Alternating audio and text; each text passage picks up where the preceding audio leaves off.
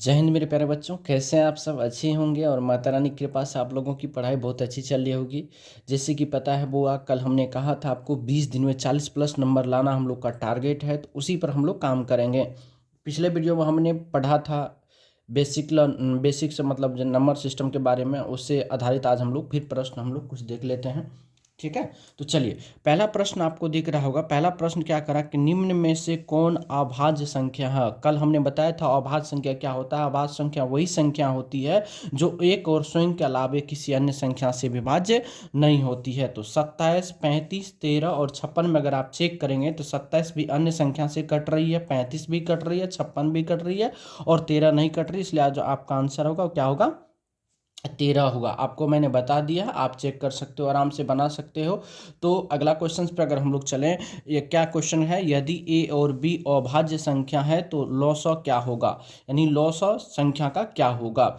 तो इस संख्या का अगर लघुत्तम समापवर्तक क्या होगा, तो हमने बताया था यदि दो अभाज्य संख्या होता उसका लघुत्तम समापवर्तक होता वह संख्या का गुणनफल होता है, उस संख्या का गुणनफल होता है। उसके बाद अगला क्वेश्चन पे अगर हम लोग बात करें, अगला क्वेश्चन क्या करा, 100 अभाज्य संख्या का मौसा होता है। तो 100 अभाज्य संख्या किसको कहते हैं? वैसी दो अभाज्य संख्या जिनका मौसा एक होता है उसे 100 अभाज्य संख्या कहते हैं उसे, इसलिए इसका आंसर कौन सा हो जाएगा? एक हो जाएगा। उसके बाद आपको पता है कि दो लगातार संख्या का जो मौसा होता है वह हमेशा एक होता है। दो लगातार संख्या का मौसा कितना होता है? एक होता है। ये सब क्वेश्चन पूछे जा चुके हैं। अगला क्वेश्चन देखेंगे, कह रहा निम्न में से कौन अभाज्य संख्या, अभाज्य संख्या की अगर बात करें तो 41 अभाज्य संख्या या किसी भी संख्या से विभाज्य नहीं होता है।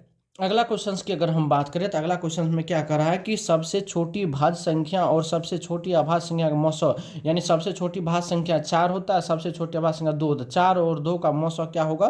तो 2 होता है। 4 और 2 का मौसा क्या होगा? 2 होगा। ठीक है, अगला क्वेश्चन की अगर हम बात करें, वो कह रहा सबसे छोटी भाज्य संख्या और सबसे छोटी अभाज्य संख्या गुणनफल। सबसे छोटी भाज्य संख्या 4 होता है, सबसे छोटी अभाज्य संख्या 2 होता है। 4 और 2 को जब गुना करेंगे आपस में तो कितना हो जाएगा? 8 हो जाएगा। ठीक है, और लास्ट क्वेश्चन है, कह रहा है कि निम्न में से कौन अभाज्य संख्या है। अभाज्य संख्या का मतलब हो गया क्या? वैसी संख्या जो एक और स्वयं के अलावा किसी अन्य संख्या से विभाजित नहीं होती है उसे अभाज्य संख्या कहते हैं। तो 25 अन्य से विभाज्य है, 16 विभाज्य है, 15 विभाज्य, लेकिन 29 जो है अविभाज्य नहीं है। मेरे प्यारे बच्चों, ये 8 क्वेश्चन जो है पूछे गए हैं और इस टाइप पे एक क्वेश्चन रहता ही रहता है, 2 क्वेश्चन रहता है, इस टाइप से संबंध प्रत्येक टाइप पर एक क्वेश्चन पूछा जाता है। पूछ लेगा मौसा क्या होगा, गुणनफल क्या होगा, उसके बाद क्या करता है आपसे पूछा जाएगा कौन अभाज्य है, कौन अभाज्य संख्या नहीं है। ठीक है, क्या इतने तक में कोई तकलीफ नहीं होगी। आज का जो मेन टॉपिक हम लोग आज भी हम लोग कम से कम 5 क्वेश्चन से 7 क्वेश्चन हम लोग ऑब्जेक्टिव को क्लियर करेंगे। तो चलिए बने रहिए आप हमारे साथ, हम नेक्स्ट टाइप पे चलते हैं। चलिए, आज का जो हम लोग को कंसेप्ट है, कंसेप्ट समझिएगा।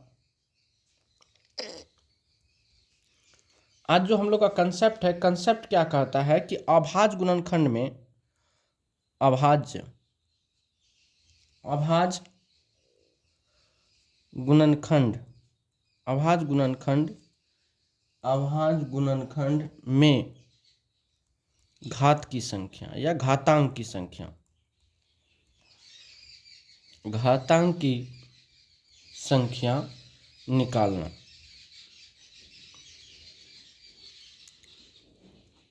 ठीक है, ये हम लोग को सीखना। ठीक है, जैसे वो आपको पूछा जाएगा, सबसे पहले तो आपको अभाज्य गुणनखंड के रूप में ही तोड़ने के लिए कहा जाता है।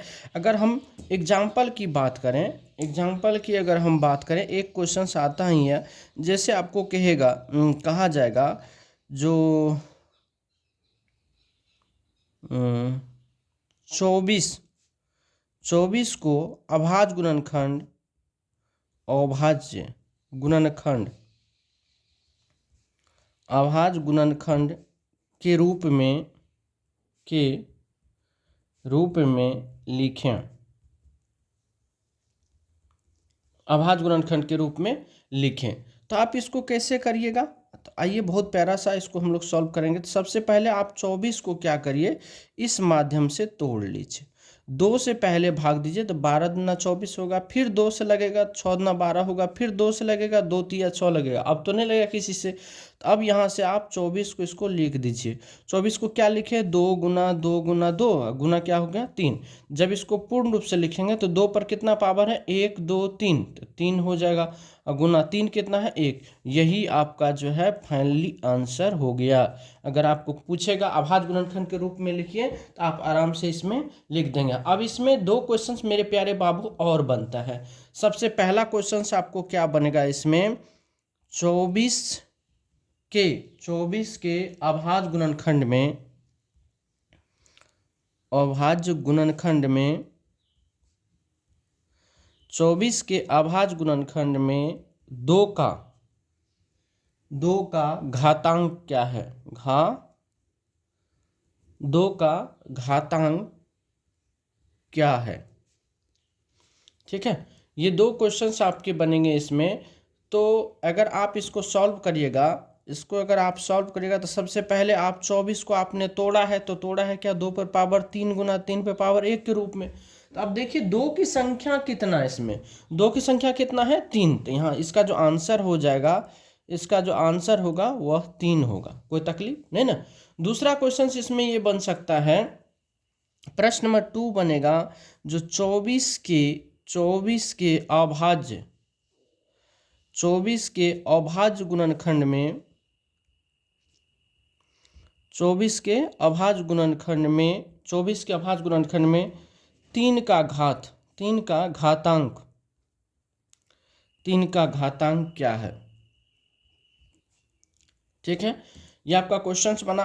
तो जब इस क्वेश्चंस को आप वो सॉल्व करेंगे तो सबसे पहले आप 24 को तोड़ोगे तो 2 पर पावर 3 गुना 3 पे पावर 1 होगा, और इसका जो आंसर होगा, मतलब देखिए 3 कितना बार आया हुआ, 1 बार, तो 1 यही इसका आंसर हो जाएगा। क्या कोई तकलीफ। तो ये मेरा टाइप था, कंसेप्ट था, इससे एक क्वेश्चन आता ही आता, 1 से 2 क्वेश्चन रहेगा, आप कान खोल के सुन लो। चलिए एक मैं प्रीवियस ईयर का क्वेश्चन मैं ले लेता हूँ। एक प्रीवियस ईयर का क्वेश्चन है, ठीक है। प्रीवियस ईयर का जो क्वेश्चन है, क्वेश्चन कहता है 144 के अभाज्य गुणनखंड, 144 के अभाज्य गुणनखंड में 2 का घातांक है, 2 का घातांक है। एक नंबर ऑप्शन में है 3, दूसरा ऑप्शन में 6, तीसरा ऑप्शन ले लीजिए 4, और चौथा ऑप्शन ले लीजिए 5। आपसे ये क्वेश्चंस कुछ पूछा गया, ये बिहार बोर्ड के एग्जाम में पूछे जा चुके हैं, ठीक है। और यह बिहार बोर्ड के एग्जाम 2021 का क्वेश्चन है। अब इसको आप सॉल्व कैसे करेंगे, चलिए। जैसे हमने सिखाया आपको कि सबसे पहले बुआ आप इसको तोड़ना सीखिए। 144 को अगर आप तोड़ोगे, कैसे तोड़ोगे, ऐसे करके हमने कहा कि 2 से डिवाइड करेगा तो कितना होगा, 2 7 14, और 2 दूना 4 72, फिर 2 से डिवाइड करेगा कितना होगा 36, फिर 2 से डिवाइड करेगा कितना होगा 18 हो जाएगा, ठीक है। अब इस 18 को क्या कहते हैं, इस 18 को भी फिर 2 से भाग दे दीजिए, ठीक है। ऐसे थोड़ा लंबा हो जाएगा, चलिए कर देते हैं यहीं पे। 18 को फिर 2 से भाग देंगे तो 2 नमा 18, फिर 3 से भाग देंगे, 3 तिया 9। अब तो नहीं लगेगा, अब नहीं लगेगा तो अब यहाँ से इसको हम लोग क्या लिखेंगे, 144 को हम लोग जब लिखेंगे तो क्या लिखेंगे, 2 गुना 2 गुना 2 गुना 2, 1 2 3 4, और गुना क्या होगा 3 गुना 3, अर्थात फाइनली अगर इसको लिखेंगे तो 2 पर पावर 4 गुना 3 पर पावर 2 लिखें। तो अभाज्य गुणनखंड के रूप में अगर पूछा जाएगा तो ये क्वेश्चन हो गया, ये हो गया। लेकिन आपसे पूछा अभाज्य गुणनखंड में 2 की घात, यानी लिखेंगे 2 की घातांक, 2 की अगर घातांक की अगर बारे में पूछा जाएगा आपसे तो कितना है, देखिए ना, 2 पर पावर 4 यानी 4, ये 4 आपका क्या हो जाएगा, आंसर होगा ऑप्शन नंबर कौन सा, 3। बताइए कोई तकलीफ। अब अगर इस टाइप से क्वेश्चन अगर आपसे पूछा जाए तो मेरे ख्याल से कोई तरह का तकलीफ नहीं होना चाहिए क्या। तो इस टॉपिक में हम लोग का 1 नंबर क्लियर हो जाता है। उसके बाद फिर हम लोग क्वेश्चंस भी करेंगे। अब नेक्स्ट टॉपिक हम लोग चलते हैं, ठीक है। चलिए नेक्स्ट टॉपिक की अगर हम बात करें बुआ, तो नेक्स्ट टॉपिक में क्या होता है, एक आवर्त सारणी आता है। क्या आता है, आवर्त सारणी। ये क्या होता है बुआ, ये रेकरिंग वाला सवाल होता है। क्या होता है, रेकरिंग वाला। उसको कहेगा आपको परिमेय संख्या के रूप में लिखने के लिए। किसमें कहेगा, परिमेय संख्या के बारे में। तो आवर्त सारणी क्या होता है, तो जाइए एग्जाम्पल के तौर पर हम क्या कैसे होता है जरा देखिए कि यदि किसी संख्या पर रेकरिंग हो, ठीक है, यदि यदि किसी संख्या पर रेकरिंग मतलब इस टाइप से रहे तो इसके बदले नीचे में 9 देना है। एग्जाम्पल की अगर हम बात करें बुआ, तो जैसे आपको एग्जाम्पल ले लिया हम 0.3 पर रेकरिंग है, 0 पावर 3 पर रेकरिंग। इसको जब आप तोड़ेंगे तो 3 और रेकरिंग एगो है तो पॉइंट हटा के एगो 9 बन जाएगा। काट के जब लिखेंगे तो 1/3 होगा, यही आपके आंसर हो गए। जैसे एक और एग्जाम्पल अगर हम लिखें 0.2 पर रेकरिंग लिखें तो ये कितना होगा, 2 कितना होगा 9, यही आपका आंसर हो जाएगा। जैसे एक और एग्जाम्पल लिखें हम 0.23 पर रेकरिंग लिखें तो क्या होगा, ये 2 3 कितना होगा 999, मतलब जितना पर अंक पर रेकरिंग रहेगा उतना 9 लिखेंगे, कोई तकलीफ नहीं ना।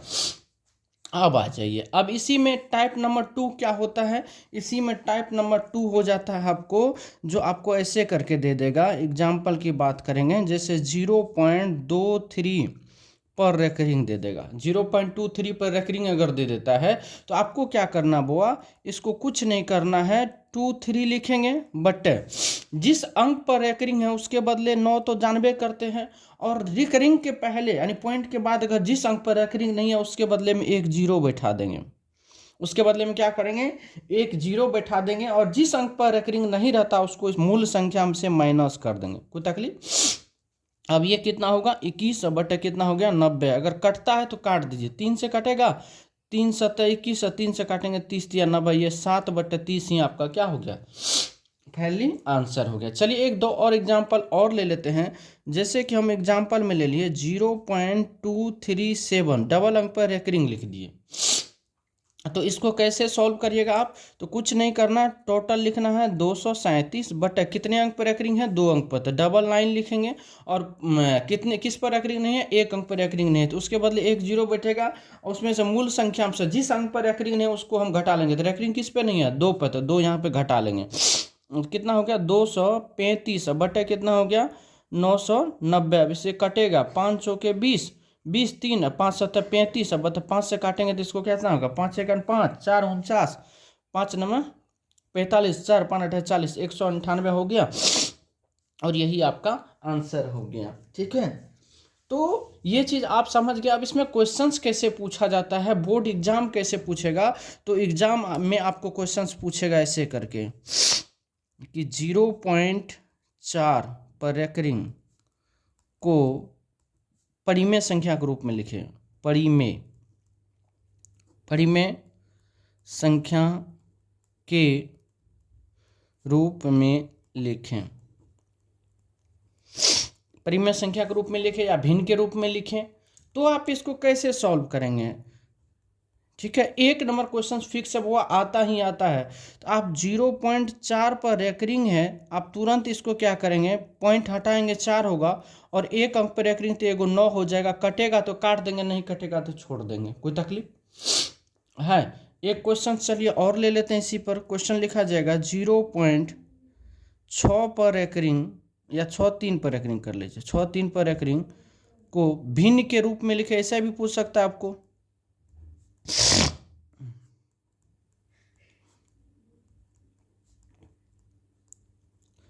भिन्न के रूप में लिखे ऐसा भी पूछ सकता है, तो आपको घबराने की कोई बात नहीं है, मैं आपको हर चीज़ बता दिया हूँ। तो 0.63 है, डबल अंक पर रेकरिंग है तो क्या लिखेंगे 63 लिख देंगे, 2 अंक पर रेकरिंग है तो 2 गो उसके बदले में 9 डाल देंगे, और कटता है तो काट दीजिए, कटता है 3 से काटेंगे 21, 3 से काटेंगे तो कितना होगा 33, फिर 3 से कटेगा 3 7 21, 3 से 11 3 33, यानी 7/11 आपका क्या हो गया आंसर हो गया। उसके बाद इसी क्वेश्चंस को आपको दूसरा तरीका से पूछेगा, कैसे, आपको ऐसे पूछेगा कि 0.3 पर रेकरिंग प्लस 0.4 पर रेकरिंग प्लस 0.5 पर रेकरिंग को सरल करें। सरल को सरल करें। ठीक है, इस टाइप के जब सवाल आपसे पूछे जाएंगे तो आपको घबराने की बुआ कोई ज़रूरत नहीं है। क्या है 0.3 पर एकरिंग प्लस 0.4 पर एकरिंग प्लस क्या है 0.5 पर एकरिंग है। इसको सॉल्व करने के लिए क्या करेंगे, तो सबसे पहले तीन बटे कितना हो जाएगा 9 हो जाएगा, प्लस फिर क्या होगा 4/9 हो जाएगा, प्लस कितना होगा 5/9 हो जाएगा। जब आप यहाँ पे एलसीएम अगर लेंगे तो 9 का एलसीएम क्या होगा 9 हो जाएगा। तो यहाँ ऊपर में कितना होगा 3, फिर यहाँ होगा 4, यहाँ होगा 5, 3 4 7 5 कितना हो गया 12, 12/9 हो गया। 3 से काटेंगे 3 चौक 12, 3 3 9 यानी 4/3 आपके फाइनल आंसर हो गए। ठीक है, अब इसको अगर भाग देंगे क्या कहते हैं 1.33 ऐसे करके हो जाएगा। दूसरा तरीका मैं एक और एग्जांपल बता देता हूँ इसी का एग्जांपल। दूसरा तरीका तो 0.3 है ना, इसको 3 बार लिखिए, कम से कम 3 बार, मिनिमम 4 बार भी आप लिख सकते हैं, इसको कोई तकलीफ नहीं है। उसके बाद 0.4 को क्या लिखेंगे 0.4444 ऐसे लिखेंगे। फिर 0.5 पे रखने को क्या लिखेंगे 0.555 का मिनिमम इतना बार आपको लिखना। अब आपको क्या करना सभी को जोड़ देना, जोड़िए तो कितना होगा 4 3 7 5 12 के 2 और 4 3 7 5 12 1 13 4 5 9 3 12 1 13 4 5 9 3 12 1 13 के 3 हाथ में एक एक का ही हो गया।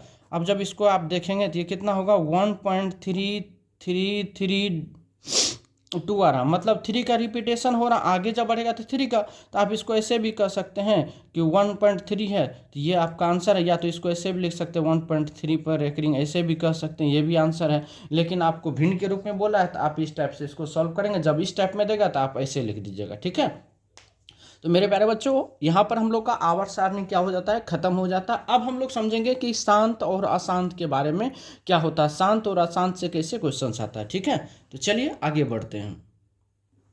चलिए अगला जो टॉपिक है वो अगला जो हम लोग का कंसेप्ट है जरा उसमें समझेंगे। अगला कंसेप्ट क्या है, अगला कंसेप्ट आपको शांत और अशांत के बारे में, शांत आवर्ती और अशांत आवर्ती।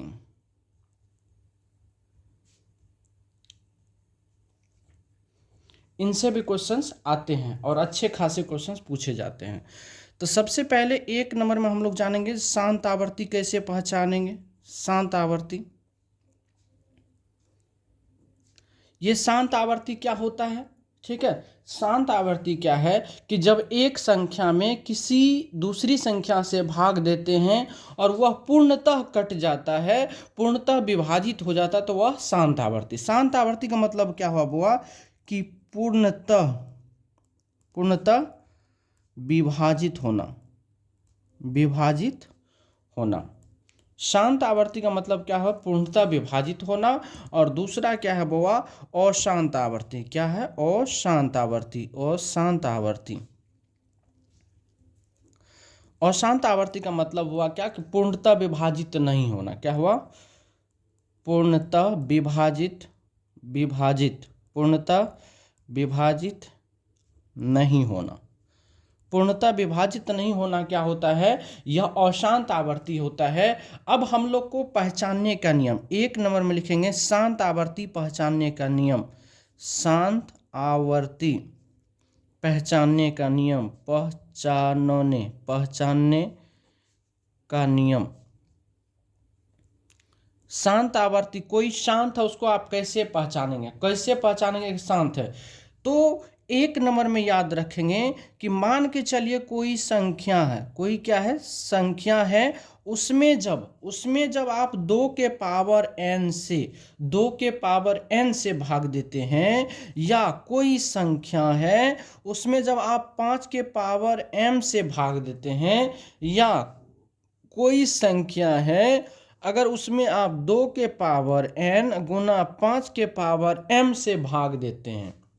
ठीक है, अगर कोई संख्या है जिसमें 2 पर पावर n, कोई संख्या जिसमें 2 पर पावर m, कोई संख्या जिसमें 2 पर पावर n गुना 5 पे पावर m के रूप से भाग देते हैं, जब इतना से अगर आप कोई संख्या में भाग देते हैं तो वह शांत आवर्ती होता है। क्या होता है शांत आवर्ती होता है।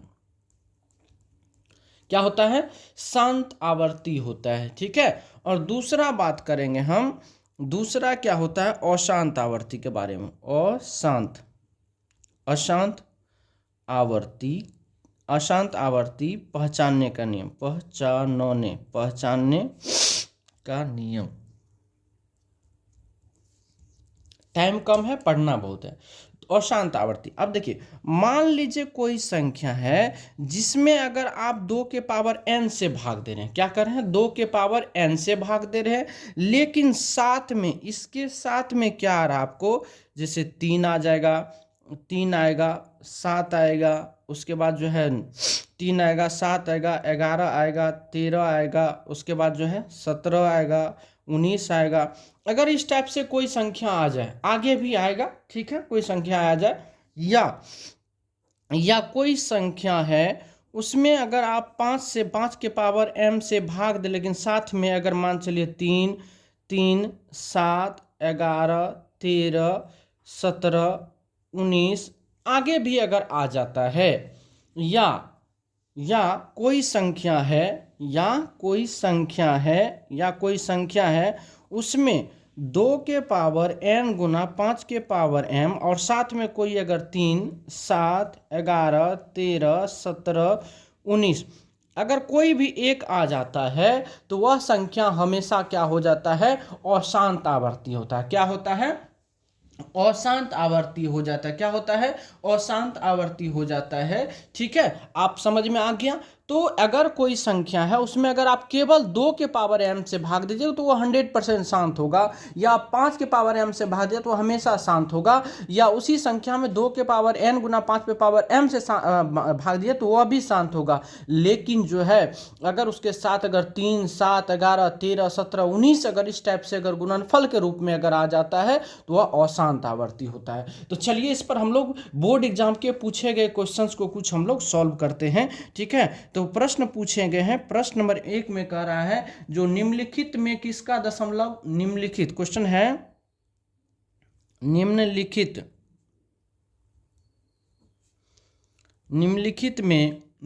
में किसका दशमलव प्रसार अशांत है। क्वेश्चन पूछा निम्नलिखित में किसका दशमलव प्रसार जो है अशांत है। ऑप्शन 1 नंबर में दिया आपको, ऑप्शन 1 नंबर में है 23/50। ऑप्शन नंबर 2 में दिया आपको 39/243। ऑप्शन नंबर तीसरा पूछा आपको कितना, 25/1600। और ऑप्शन नंबर 4 में पूछा है कि 13/625, 13/625 ये आपसे पूछा गया है ना। देखिए तो सबसे पहली बात, अगर आप पहले भिन्न को तोड़ो, आप अगर देखोगे यहाँ से अगर आप 50 तोड़ोगे, 50 को अगर तोड़ोगे तो 2 गुना 25 होगा, यानी 2 के पावर 1 गुना 5 पे पावर 2 होगा। ये 50 को जब आप तोड़ेंगे तो ये होगा 2 पर पावर m गुना 5 पे पावर n है। जब इनसे भाग देंगे किसी भी संख्या में तो हमेशा वह शांत होगा ही होगा।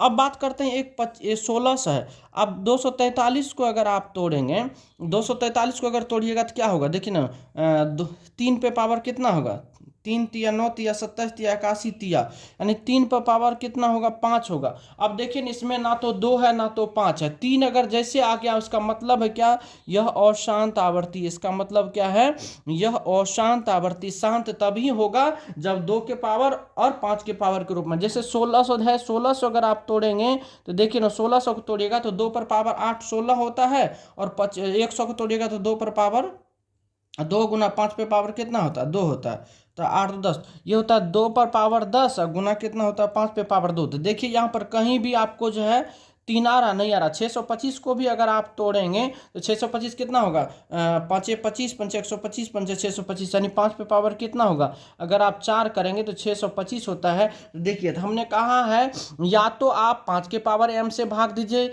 या तो 2 के पावर m और 5 के पावर n से भाग दीजिए तो शांत आवर्ती होगा। यहाँ पर भी 2 पर पावर m गुना 5 पे पावर n के रूप में भाग दीजिए, शांत आवर्ती होगा। लेकिन यहाँ पर जब 3 अगर आ गया, 3 आ जाए, 7 आ जाए, उसके बाद 9 आ जाए, तो ये सभी संख्या क्या होता है, अशांत आवर्ती में आ जाता है। इसलिए आंसर ये होता है। तो एक नोट पॉइंट हम लोग इसमें समझ लेंगे। बुआ नोट पॉइंट में क्या समझेंगे, नोट पॉइंट में ये भी सवाल आपका क्लियर ही होगा। नोट पॉइंट समझिए, नोट पॉइंट है अशांत आवर्ती चुनने के लिए देखिए, यदि यदि किसी यदि किसी भिन्न के हर का गुणनखंड यदि किसी भिन्न के हर का गुणनखंड में 3, 7, 11, 13, 17, 19, 23 डॉट डॉट जैसे आए, जैसे संख्या अगर आता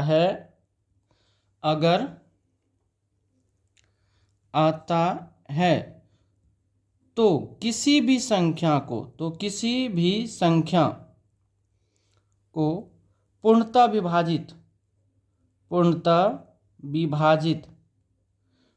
विभाजित नहीं होने देता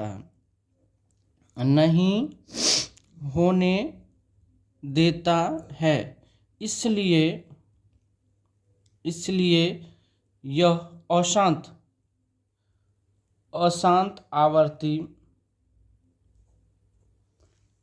आवर्ती होता है। ठीक है, आप हमेशा याद रहेगा, आप आराम से छांट लेंगे। 2-4 एग्जाम्पल देते, जैसे एग्जाम्पल में लिए हम बोवा, एग्जाम्पल में लिए आपको, एग्जाम्पल में ले लिए जैसे 125 बटा कर लिए हम 300, तो यह क्या होगा, अशांत आवर्ती होगा।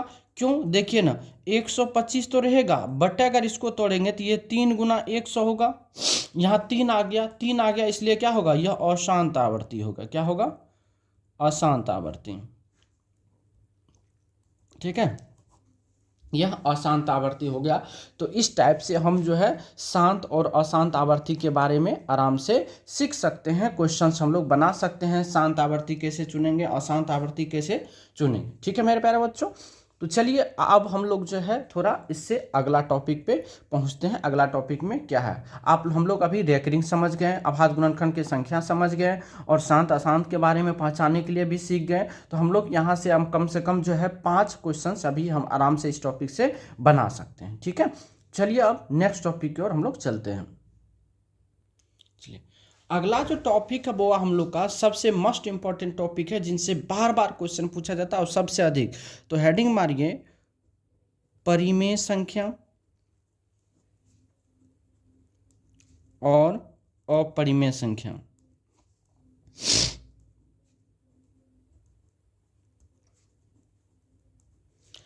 इन दोनों संख्या के बारे में हम लोग को जानना है और इस पर हम लोग को ढेर सारा प्रश्न आता है। ठीक है, कम से कम प्रश्न ना पूछिए तो आपको 3-4 प्रश्न तो इसी से पूछ देगा।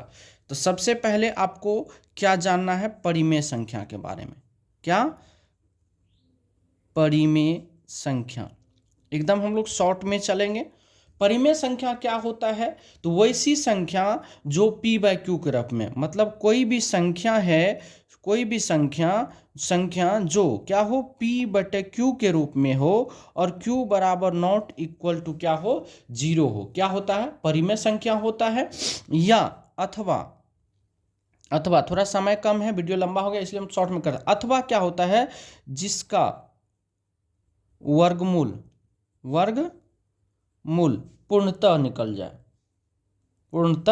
जिसका वर्गमूल पूर्णतः निकलता हो, जिसका वर्गमूल क्या हो, पूर्णतः निकलता हो, क्या होता है, परिमेय संख्या होता है। जो संख्या p/q के रूप में होता है क्या होता है, परिमेय संख्या होता है। वो अगर आप एग्जाम्पल की अगर हम बात करें तो जैसे 2 हो गया, 3 हो गया, 4/5 हो गया, 6/10 हो गया, जैसे √4 हो गया, √16 हो गया, √25 हो गया, √49 हो गया, etc, मतलब अन्य सभी। ये क्या है, परिमेय संख्या। परिमेय संख्या का मतलब क्या होता है, जो संख्या p/q के रूप में होता है, जिसका q का मान 0 नहीं होता, मतलब हर का मान 0 नहीं होता, अथवा जिसका वर्गमूल निकल जाता है। 2 नंबर की अगर हम बात करें बुआ, तो अपरिमेय संख्या।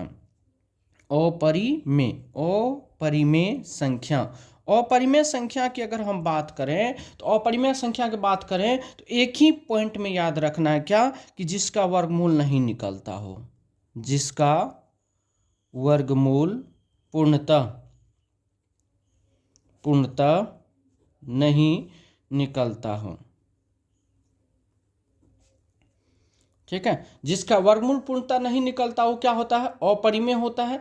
एग्जाम्पल की अगर आप बात करोगे बुआ, एग्जाम्पल में जैसे हो गया √2, √3, √5, √6, √7, √8, √10, √11 डॉट डॉट etc। ये सारे के सारे क्या है, अपरिमेय। तो आपको समझ में आ गया कि परिमेय किसको कहते हैं, अपरिमेय किसको कहते हैं। अब मेन जो क्वेश्चंस बउआरे बनता है, अब क्वेश्चंस बनता कैसे है, यहां से क्वेश्चंस बनता है। आप इस कंसेप्ट को याद रखो, आप इस कंसेप्ट को याद रखो, क्वेश्चंस को आप तोड़ दोगे। क्या आप याद रखो, परिमेय संख्या, परिमेय संख्या, ठीक है। परिमेय संख्या, परिमेय संख्या प्लस माइनस गुना, ठीक है। प्लस माइनस गुना और भाग, क्या रखेंगे यहाँ पे, अपरिमेय संख्या, अपरिमेय, अपरिमेय संख्या। और इनका जो रिजल्ट आता है वह हमेशा निकलता है अपरिमेय, अपरिमेय संख्या। आज इसको समझ लेना है, उसके बाद इस पे आधारित हम लोग जो है फिर शाम में जो एक वीडियो डाला जाएगा उसमें आपको इस पर आधारित प्रश्न आपको डाल दिया जाएगा, इस पे सारे के सारे प्रीवियस ईयर का। आइए, हमने क्या कहा कि यदि आप एक परिमेय संख्या में अगर एक अपरिमेय संख्या को जोड़ते हैं तो अपरिमेय आता है, एक परिमेय संख्या में अगर एक अपरिमेय संख्या घटाते तो अपरिमेय आता है, अगर गुना करते तो भी आता, भाग करते तो भी आता। तो एक नंबर में हम लोग क्या करते हैं कि परिमेय, परिमेय संख्या में क्या करते हैं, अपरिमेय संख्या, अपरिमेय संख्या को जोड़ते हैं तो रिजल्ट क्या आएगा, अपरिमेय संख्या। क्या रिजल्ट आएगा, अपरिमेय संख्या। आइए एग्जाम्पल में समझाते हैं। जैसे हमने दो क्या लिया, परिमेय संख्या, इसमें जोड़ देते हैं एक अपरिमेय संख्या √3, तो यह क्या आएगा, अपरिमेय संख्या। क्या होगा, अपरिमेय संख्या होगा ना, क्या हो जाएगा, अपरिमेय संख्या। आपसे क्वेश्चन पूछा जाता है कौन परिमेय, मान चलिए 3 परिमेय है, लेकिन अगर इसमें हम √5 को जोड़ दिए तो यह क्या हो जाएगा, तो अपरिमेय हो जाएगा। क्या हो जाएगा, अपरिमेय संख्या हो जाएगा। उम्मीद है आप लोग को बहुत प्यारा से समझ में आ रहा होगा, इसी तरह से आगे भी चलेगा। चलिए दूसरा नंबर में हम आते हैं, क्या आपको दूसरा नंबर में चलते हैं कि एक परिमेय संख्या में, क्या एक परिमेय संख्या में, एक परिमेय संख्या में घटाते हैं अपरिमेय संख्या, किसको, अपरिमेय संख्या को, तो ये जो रिजल्ट देगा वह क्या देगा, अपरिमेय संख्या देगा। क्या देगा, अपरिमेय संख्या। क्या रिजल्ट देगा, अपरिमेय। अब नेक्स्ट वीडियो में इसी का क्वेश्चन हम लोग करवाएंगे, ठीक है। इस पर आधारित सारे के सारे जो टॉपिक पढ़ाएं उस पर आधारित क्वेश्चन पढ़ाएंगे।